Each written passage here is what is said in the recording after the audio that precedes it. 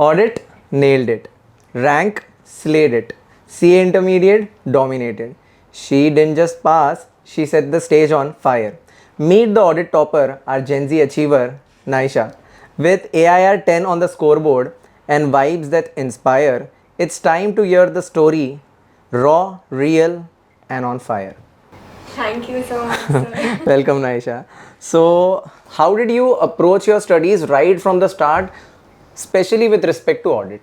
What was your initial perception about this subject? मतलब like, was it love at first sight or it was a slow burn, slow poison? हाँ. So, I would say कि common चीज़ है कि सब लोग बोलते हैं ऑडिट टफ है, but I believe I am a person likes to take my own experience. तो वो सब सुना था, बट फर्स्ट लेक्चर में मैं एकदम ओपन माइंड से बैठी थी. और एक्चुअली कारो शुरू हुआ था, और कारो में तो वैसे ही बहुत फन बनाया आपने कारो को, जो आप थैंक यू सब एक एक पारा को आपने नंबर को याद रखने का, राइट.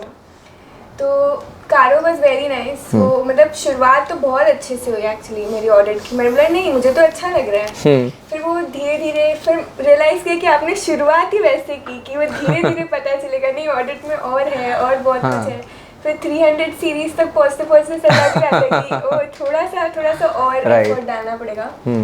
तो वो तो सब सब्जेक्ट में ही डालना पड़ता है, बट इसमें मेन था जो चार्ट्स थे, जो मैं क्लास के पहले जैसे आपने बोला था क्लास में आने से पहले और घर जाते ही एक बार चार्ट सिर्फ देख के आती थी फॉर लेक्चर्स. फिर एक स्टैंडर्ड खत्म हुआ तो उसे जो बुक है हमारी जिसमें बहुत अच्छे से नोट्स है, मतलब एकदम ऐसे हैवी नहीं लगता है क्योंकि एक एक सेंटेंस अलग अलग लाइन में है तो कंसाइज वे में है. तो स्टैंडर्ड खत्म होने के बाद वहाँ से याद कर लेने का.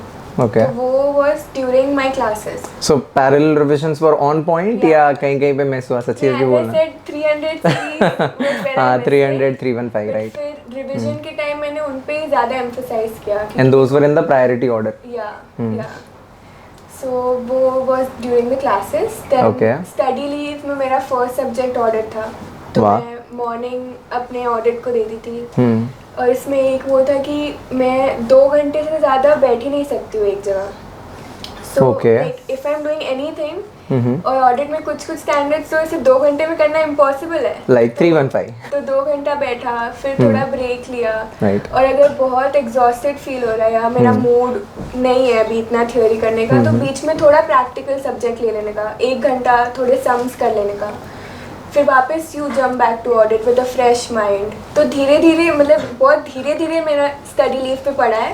बट वही कि जितना पढ़ रहे हो उतना फोकस करके पढ़ो. बहुत से लोग मेरे को है ना एक क्वेश्चन बहुत पूछते हैं, आए दिन मुझे ये लोग क्वेश्चन पूछते हैं, सर पढ़ाई तो हुआ अच्छे से हुआ लेकिन टाइम बहुत चला गया. तो अब मैं बोलता हूँ ये कह रहे कि फर्स्ट टाइम कर रहे हैं सेकंड टाइम कर रहे हैं तो टाइम तो लगना ही है. तो ऐसा तुम्हारे साथ भी हुआ था नायशा? हाँ ऑडिट में तो हुआ ही था और मैं प्रिपेयर्ड थी उसके लिए. मुझे पता था उतना टाइम लगेगा ही. मतलब ऐसा हुआ कि 2 घंटा सोचा तुमके 4 घंटे चले गए? हुआ था बहुत एक्चुअली. एक दिन तो मैंने सोचा था सुबह मैं उठती हूँ जल्दी तो 300 315 हो जाएगा लंच तक. हो ही नहीं रहा. 300 सीरीज ही नहीं हो रहा. 8 घंटे से मैं पढ़ रही हूँ. तो but I think it's very normal है. तो गाइज ये नॉर्मल है. अगर 3 का 6 घंटा लग रहा है नॉर्मल है क्योंकि फर्स्ट टाइम कर रहे हैं सेकंड टाइम कर रहे हैं. आई डोंट थिंक ये 4th 5th रिवीजन में हुआ होगा. So you need to be just patient वहाँ पे.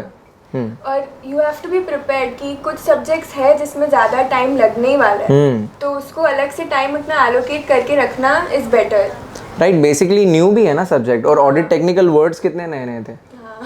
तो अच्छा once the batch got over तो प्लानिंग कैसे किया? मतलब अच्छा बैच खत्म होते होते कितने रिविजन्स हो गए थे अपने अपने हिसाब से और टेस्ट के सब इंक्लूड करके? बैच खत्म होते होते 2 रिवीजन हुआ. 2 रिवीजन हो गए. फिर एक मैंने जो खुद से वापस स्टार्टिंग से किया वो 3rd. फिर मॉक्स के लिए एक प्रिपेयर किया वो 4th जो मैंने एडनोवेट में आके दी थी जो मेरी अच्छी गई. तो अच्छी गई थी. तभी मैं सोची थी ये इतना भी बुरा नहीं है. मार्क्स आ गए. मतलब मैं जानबूझ के नाम खराब करते हैं लोग सच्ची में ऑडिट का. Like if you put in the effort then it will give you back. Exactly. पर अगर आप नहीं दे रहे हो तो फिर वो तो हर subject. So it will become your weapon basically if you put in so much time and efforts उसमें तो ऑब्वियसली एक वेपन तो बनना ही है. सो टाइम एंड एफर्ट्स बहुत डालोगे तो उतना रिटर्न भी वो देता है. रिटर्न मिलेगा. It gives you back basically. ठीक है. नाइस. सो अच्छा अब नाउ क्लासेस खत्म हो गई उसके बाद कितना घंटा पढ़ती थी दिन में? सो मेरा मैक्स मैंने स्टार्टिंग में जब टाइमर ऑन किया था तो मेरा 10-11 आवर्स तक ही जाता था अगर बहुत अच्छा विद ब्रेक्स। या हाँ सो आई थिंक मतलब मैं ठीक है 10 घंटा पढ़ रही हूँ पर मुझे पता है कि वो एफिशिएंट है। रैंकर 10 घंटा मुझे थोड़ा पच नहीं रहा है। रैंकर तो 12 गिरेगी, यहाँ पे फिल्टर नहीं करना देखो, मैं बोल रही हूँ कि मेरे वो 10 घंटे एफिशिएंट थे। ओके ठीक है। लाइक 8 आवर्स तो आई वाज एकदम पॉइंट टू पॉइंट स्टडी कर रही थी कि मुझे पता है कि मैं अभी पढ़ रही हूँ तो मुझे ये फ्यूचर में भी याद रहेगा ही। राइट। फिर वैसे ही जब मॉक्स आती है तो ऑब्वियसली वो बढ़ जाता है। मॉक्स में तो अभी टाइम भी नहीं है तो वो 15 घंटे जाता ही है। एंड हाउ ऑफ्टन, जैसे तू बोल रही है कि 2 hours I can sit straight then I need to take a break, तो how often you use to take breaks and for how much time the break was? मतलब ऐसा नहीं 2 घंटा पढ़ी तो 1 घंटा ब्रेक लिया, सो हाउ तो how often and break basically कितना लिया तूने? So I would say if I'm starting in the morning, हाँ. I'm studying for 2 hours. हाँ. Then सुबह वो अगर मैंने कुछ हैवी पढ़ा है हाँ. तो मैं 15 मिनट्स नैप ले लेती हूँ क्योंकि मेरी आंखें भी थोड़ी वीक है तो मेरे को थोड़ा तो Right. 15 मिनट नैप, फिर I am studying for 2 hours, फिर उसमें ब्रेकफास्ट का टाइम हो जाता है। Right. तो अगर कोई मील है तो हाफ एन आवर 40 मिनट्स रख देती हूँ मैं कि खा भी रहे हो फिर थोड़ा चिल भी करते हो, टीवी देख रहे हो, सॉन्ग थोड़े सुन लिए, कुछ Right. टीवी पे देख लिया। राइट। फिर वापस फिर इसके बाद ब्रेक के बाद मैं नहा वहा लूँ तो वापस फ्रेश हो जाते हैं। राइट। तो फिर मैं 3 घंटा 4 घंटा पढ़ लेती हूँ वो स्ट्रेच पे। So basically how you use to freshen yourself? जैसे नहा वाली है तो फ्रेश हो गए, फिर दोपहर के टाइम पे तो नींद आती है, खाना वाना खा तो लिया दोपहर को तो हाँ कभी कभी ब्रेक 1 घंटा हो जाता है बट ठीक है। but फिर ठीक है। उसके बाद और 4 घंटे होते हैं ना, you compensate for that later on. So like if I am eating and I am watching TV तो वो आधा घंटा उसमें निकल उसमें ब्रेक भी हो गया वो। फिर मेरी आंखें थक जाएगी, मेरे को ऐसे सर ऐसे होगा तो आधा घंटा नैप लेने का। Okay, it's okay. हाँ सो मतलब ऑडियो जैसे सब्जेक्ट को पढ़ने के लिए वो स्टेट ऑफ माइंड होना चाहिए, वो बिल्ड करना पड़ेगा। आप थके हुए हो दिमाग से तो आप जितना भी घुसाओगे वो नहीं घुसना। You need to take breaks in between, small ही सही, या जब तक आपका मन कर रहा है, या if nothing goes right I guess go to sleep. या रात को तो मैं फिर ट्राई नहीं करती, नहीं तो सुबह 2 घंटा जल्दी उठ के वो कंप्लीट कर, बट रात को अगर मेरे को पता है मेरी एफिशिएंसी नहीं है तो इससे सोना ही बेटर है। सुबह जल्दी उठो 2 घंटा, मेरा वो स्टडी पैटर्न है। राइट। और ऑडिट के लिए और कुछ अलग किया which helped you a lot, which you would like to share with your prospective AIRs? Yeah, so I would say कि जब क्लासेस चल रही हैं तो वो चार्ट्स आर वेरी हेल्पफुल। जो भी टॉपिक्स पे आप चार्ट्स को मेमोराइज कर रहे हो तो क्लिक होने में वो इजी पड़ता है कि आपने देखा ये चैप्टर में ऐसे ऐसे चार्ट्स हैं, थोड़ा सा इमेज रहता है। मतलब मैं ऐसे नहीं बोली कि मुझे फुल चार्ट्स ऐसे याद थे, बट वो इनिशियल फेज पे वो क्लिक करवाने के लिए बहुत इजी है। इनिशियल बूस्टर देता है वो बेसिकली। और फिर और याद तो करना ही पड़ेगा, बुक है उतना जितना रिवाइज करो। मैं हर रीडिंग पे मुझे थोड़ा और ज़्यादा समझता था। स्टार्टिंग में आपको क्लियर है कॉन्सेप्ट, लेक्चर में क्लियर हो गया, उसके बाद याद करने पे ही फोकस करना है। अच्छा, एक बहुत लोग पूछ रहे हैं कि मतलब 12 मार्क्स से सेंचुरी रह गया तो वो 12 मार्क्स में कुछ रॉन्ग गया अकॉर्डिंग टू यू, या तूने नहीं लिखा था? नहीं, मैं बोल रही हूँ मेरा पेपर 2 घंटे में खत्म हो गया था। हाँ? क्या बात है, 3 घंटे का पेपर 2 घंटे में? मैं नहीं बोलता था कि जल्दी खत्म होगा, and this is super early यार। तो फिर तूने अच्छा वो 1 घंटा किया क्या, घर चली गई थी? नहीं बैठी इधर पेपर खत्म हुआ 2 घंटे में, 2 बार रिवाइज किया, फिर सोचा वॉशरूम जाओ, थोड़ा फ्रेश मुंह धोया, डेकोरेशन किया होगा, अंडरलाइनिंग द कीवर्ड्स, वापस आई। फिर एक्चुअली मैं ये जो अंडरलाइनिंग है वो जब आंसर्स लिख रही हूँ तभी फटाफट कर देती हूँ, ताकि क्योंकि मुझे पता है ना मेन क्या है। एक लाइन लिखी तो एक वर्ड को अंडरलाइन कर दिया, फिर नेक्स्ट लाइन पे, फिर वॉशरूम जाके आई, वापस 2 बार रिवाइज किया। पर ये उन लोगों के लिए जिनका स्पीड अच्छा है, जिनका 2 घंटे में उनको लगता है पेपर हो सकता है, वो साथ में अंडरलाइन करे, वरना पेपर खत्म होने के बाद। राइट। हाँ। और तो कुछ मतलब वो 12 मार्क किधर गया होगा अकॉर्डिंग टू यू? सो देखो, आंसर तो मैंने पहले भी बोला था कि आपने जो वीवीआईपी क्वेश्चंस दिए और फिर मैंने उसके हिसाब से और ऐसे मेरे को लग रहा है ना कि तो आना ही चाहिए पेपर। ये तो मैंने बोला ही था कि यू कैन कस्टमाइज के। हाँ, तो फिर उसमें से मैंने उनकी फोटोज ले ली थी क्योंकि एग्जाम हॉल में बैठ के मैंने बुक अंदर रख दी थी। मेरे फोन में 4-5 आंसर मैंने रखे थे जो मुझे लास्ट में रिवाइज करने थे। नाइस। तो मैंने रखे थे, उसमें से 2 क्वेश्चन आ गए। मतलब आपका वीवीआईपी तेरा वीवीआईपी ठीक है। अपन ये बार तेरा भी पीडीएफ लॉन्च कर देंगे, वीवीआईपी बाय नायशा। नहीं, वो थोड़ा ऐसे लग जाता है कभी कभी हो जाता है, नहीं वो पढ़ते पढ़ते है ना मन बोलता है कि ये आ सकता है, ये आ सकता है, थोड़ा भगवान भी तो हेल्प करते हैं ना, राइट। और फिर वो बैंक ऑडिट का क्वेश्चन जो हमारी बुक का है, जो क्लास में डिस्कस किया वो कॉपी पेस्ट आ गया, राइट। तो वो सब देख के ही थोड़ा पता चल जाता है ना, जब रीडिंग टाइम पे देख रहे हैं ये तो अभी मैंने रिवाइज किया, ये मुझे आता है। So according to you, you attempted 100 marks पूरा? अच्छा, उसमें से कुछ इधर उधर वो लोग ने थोड़ा फिल्टर किया होगा। मुझे लगता है मेन आंसर्स भी मैंने अच्छे लिखे थे, सब सुपर्ब लिखे थे, क्या अच्छे लिखे थे, तभी 88 आए यार, अच्छे क्या होता है। हाँ लाइक वही वो जो स्टैंडर्ड जितना काटते हैं उतना काटा होगा, राइट। बाकी मैंने ऐसे कुछ रॉन्ग तो मुझे लगता है एक एमसीक्यू मेरा रॉन्ग गया था, 2 मार्क्स वहाँ, बाकी सब तो मैंने सभी लिखा है। अच्छा, ऐसे ऑडिट प्रिपरेशन करते वक्त राइटिंग प्रैक्टिस कितना हेल्प किया? तो किया तूने? या सो राइटिंग प्रैक्टिस ऐसे फुल मैं नहीं कर पाती थी, उतना टाइम नहीं मिलता था, तो जब भी अगर मेरा मूड ड्रिफ्ट हो रहा है या एक आंसर मुझे पता है कि थोड़ा हार्ड है, इसको एक बार लिख लेना चाहिए, या फिर दिमाग में नहीं जा रहा है, भाई अगर नहीं जा रहा है तो एक बार लिख लिया, फिर नेक्स्ट डे एक और बार लिख लिया, कुछ भी करके उसे दिमाग में डालो, राइट। तो वो एक writing practice while I was studying.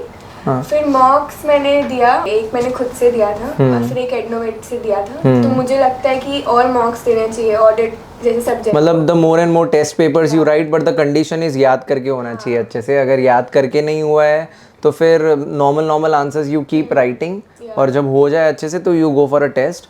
और अगर आई गेस 80% भी प्रिपरेशन हुआ है तो I guess you should go for a test. हाँ, तो मैंने जो मॉक खुद से लिखी थी उसमें मैं उतनी ही प्रिपेयर्ड थी, 80% मुझे मार्क्स भी उसमें ठीक ठाक आए थे, बट मुझे पता था जितना मैंने लिखा है, मतलब भले आइडिया मिल गया कि जितना याद किया उतना, जितना लिखा, जितना रिप्रोड्यूस किया उस हिसाब से स्कोर आ रहा है, तो मतलब एक वो मिल जाता है कि हाँ चलो सही है, सही डायरेक्शन में जा रहे हैं, राइट। फिर जब मैंने प्रीलिम्स इधर एडनोवेट में आके दी थी, उसमें तो मेरा फुल रिवाइज भी नहीं हुआ था, मेरा ऑडिट ऑफ डिफरेंट एंटिटीज रह गया था, AIFS रह गया था, तो उससे मतलब वो स्ट्रैटेजाइज करने मिलता है कि आप अपने 1.5 डेज को कौन से चैप्टर्स को कितना टाइम दोगे अकॉर्डिंग टू यू, मतलब for what best suits you. How did you utilize your strategic time? 15 minutes, अपन ने बात हुई थी कि वो 15 मिनट्स में पूरा क्वेश्चन पेपर पूरा एनालाइज करके उसमें चीज़ें लिख के, तो did you do that? So usually लोग बोलते हैं कि क्वेश्चन पेपर पे लिख नहीं सकते, बट वो तो मैंने भी बोला था ना, याद है? क्वेश्चन पेपर पे लिखना अलाउड नहीं है, पर वो जब तक पता नहीं चले सामने वाले को। हाँ वही तो मैम, मैंने पहले के पेपर्स में लिखा, मुझे किसी ने कुछ बोला नहीं था, मैं तो रेडी थी, तो पेपर आते ही ऐसे का नाम लिख दो उधर, वो नंबर, क्योंकि वो ऐसा लगता है कि आंसर लिखते वक्त याद नहीं आया, तो देखते ही सब में नंबर लिख दो, टिक टिक मैं कर रही थी कि मतलब अटेम्प्ट करना है ना उसमें, तो जो मुझे अटेम्प्ट करना है, तो लास्ट में मेरे पास सिर्फ 2 क्वेश्चन थे जिनमें से मुझे एक चूज करना था, तो वो मतलब स्टार्टिंग से मैंने फ्लो बैठा लिया था कि ये फर्स्ट करूंगी मैं, ये सेकंड करूंगी, मेरा 40 मार्क्स हो गया इसमें, फिर एमसीक्यू पे जाओ। एमसीक्यू एक्चुअली ऑडिट में एमसीक्यू अटेम्प्ट करना बहुत इजी लगा मुझे। तो एमसीक्यूज नॉर्मली हमेशा सिंपल ही रहते हैं, लास्ट एग्जाम के भी सिंपल लगे? और डिड यू अटेम्प्ट एमसीक्यू पहले या बीच में या एंड में? सो ग्रुप 1 में मैं पहले करती थी, तो वो मुझे नहीं जमा, रास तो नहीं आया। मैंने ग्रुप 2 में अपना स्ट्रैटेजाइज करके गई थी कि नहीं पहले नहीं करना है, क्योंकि वो एमसीक्यू डिपेंड करता है, ऑडिट में तो इजी आ गए, बट कुछ हार्ड आता है ना तो फिर बहुत टाइम वेस्ट हो जाता है, राइट। और एंड में आप है ना एमसीक्यू भगा सकते हो, चलो केबीसी खेल लिया, नेगेटिव भी तो नहीं है मार्किंग, राइट, लेकिन आप डिस्क्रिप्टिव नहीं भगा सकते, मतलब दोनों के प्रोज एंड कॉन्स तो है, राइट। सो स्ट्रेटेजिक टाइम को भी यूज़ किया अच्छे से, फिर पेपर भी पूरा अच्छे से 2 घंटे में ही ख़त्म हो गया यार, क्या बात है, सुपर्ब है। और फिर अंडरलाइनिंग वो सब भी हो ही गया था, ठीक है। और बीच बीच में जो ये अप एंड डाउन थॉट्स आती रहती है, जैसे ऑडिट में आई थी, वो तो वेरी नॉर्मल, वो सबको आती है। क्या थॉट्स आती थी?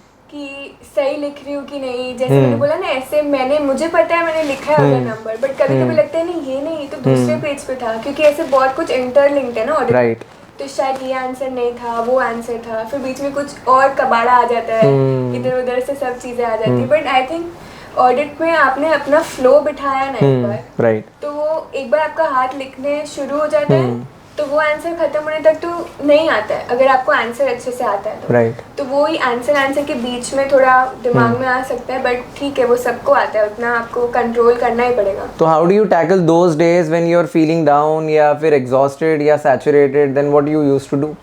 सो not because of just audit, हाँ, दूसरे सब्जेक्ट्स की वजह से भी, हाँ, वो तो मतलब एवरी वीक वो 2 दिन या 1 दिन तो हाँ, होता ही है हाँ। कि कभी नहीं होता है, एक दिन एकदम Normal loss. एग्जॉस्टेड हाँ। फील होता है, तो एक मूवी देख लेने का मतलब कुछ तो करना पड़ेगा हाँ। ना। अभी आपको पता है कि एक दिन चलो मैं ठीक है, एक दिन मैं 3 हम्म। घंटा यूज़ कर रही हूँ, मुझे पता है वो मैं पूरे नेक्स्ट वीक के 6-7 दिन मुझे कंटिन्यू रखना है अपने दिमाग को, राइट। तो अपने लिए कुछ करना पड़ता है अच्छा। ठीक है, जो मतलब आपको थोड़ा खुशी सा, दे। हाँ थोड़ा सा एक कर लिया और उससे आगे का प्रोडक्टिविटी इंक्रीज हो गया, वरना वो कुछ ही नहीं कर रहे ये सोच के तो पूरा दिन ही इससे वेस्ट हो अच्छा गया। मैं बुक के सामने बैठे रहूं, मुझे Right. पता है मुझसे कुछ Right. नहीं हो रहा है, Right. इससे अच्छा मैं कुछ अपने लिए करूं या मूड थोड़ा रिफ्रेश कर workout ले, वर्कआउट कर फ्रेंड ले, से मिल लिया। राइट, इवनिंग वॉक पे चले गए, हाँ, राइट। तो वीक में एक दिन रख सकते हैं Right. जहाँ आपको पता है कि पूरा चीट खत्म डे, हो जाता है। हाँ, हाँ cheat day. Right, okay, great. So basically all in all audit का एक्सपीरियंस कैसा रहा एट एडनोवेट?